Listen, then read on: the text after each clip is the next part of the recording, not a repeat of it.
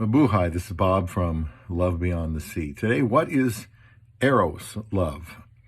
Unlike English, in which the word love means many different things, ancient Greek had four words to describe the range of meaning that the word love conveys. Now, this is going to be from gotquestions.org. I'm making videos from gotquestions.org about love because, well, the world needs to know.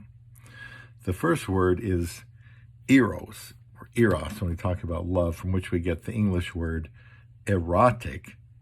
Eros was the word that was often used to express sexual love or the feelings of arousal that is shared between people who are physically attracted to one another. The word was also used as the name of the Greek god of love, Eros. The Romans called him Cupid. By New Testament times, this word had become so debased by the culture that it is not even used once in the entire New Testament. The second Greek word for love was storge, which referred to natural familial love. Storge, a word not found in the Bible, referred to the type of love shown by a parent for a child. The third Greek word for love was philia, which forms part of the words philosophy, love of wisdom, and philanthropy, love of fellow man. This word speaks of the warm affection shared between friends, whereas Eros is more closely associated with the libido. Philia is associated with the heart, metaphorically speaking. We feel love for our friends and family, obviously not in an erotic sense, but in the sense of being kind and affectionate. However, philia is not felt between people who are at enmity with each other. We can feel philia towards friends and family, but not towards the people whom we dislike or hate. Different from all of these is the fourth Greek word for love, agape, typically defined as the self-sacrificing love. This is the love that moves people into action and looks out for the well-being of others, no matter the personal cost. Biblically speaking, agape is the love God showed to his people in sending his son, Jesus, to die for their sins. It is the love that focuses on the will, not the emotions, experience, or libido. This is the love that Jesus commands his disciples to show towards their enemies in Luke 6:35. Eros and philia are not expressed to people who hate us and wish us ill will. Agape is. In Romans 5:8, Paul tells us that God's love for his people was made manifest in that while we were still sinners, i.e. enemies, Christ died for us. So moving from the base to the pure, we have Eros, storge, philia, and agape. This is not to denigrate Eros as sinful or impure. Sexual love is not inherently unclean or evil. Rather, it is the gift of God to married couples to express their love for one another, strengthen the bond between them, and ensure the survival of the human race. The Bible devotes one whole book to the blessings of erotic or sexual love. That would be the Song of Solomon. The love between a husband and wife should be, among other things, an erotic love. However, a long-term relationship based solely on Eros is doomed to failure.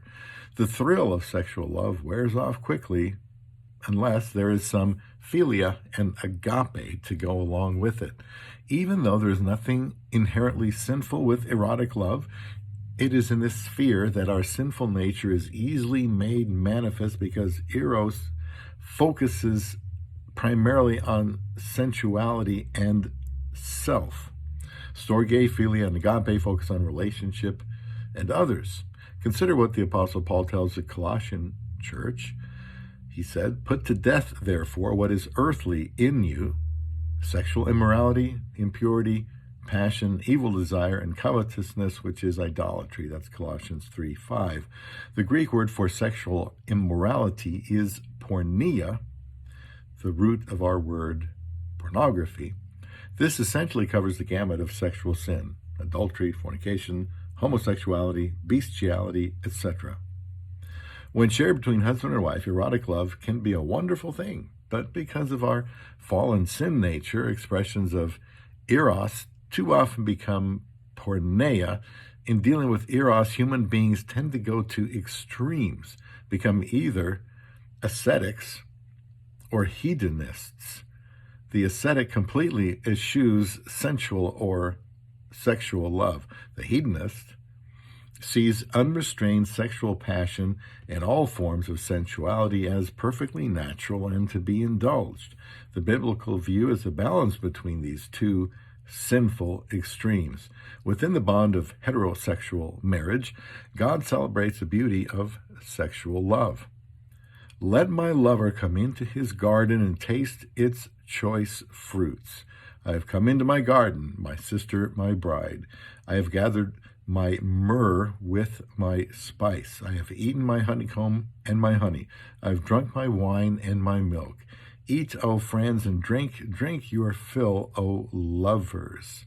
Song of Solomon 4:16 through 5, verse 1. This is me talking, but you didn't know that was in the Word of God. Outside of biblical marriage, Eros becomes distorted and sinful.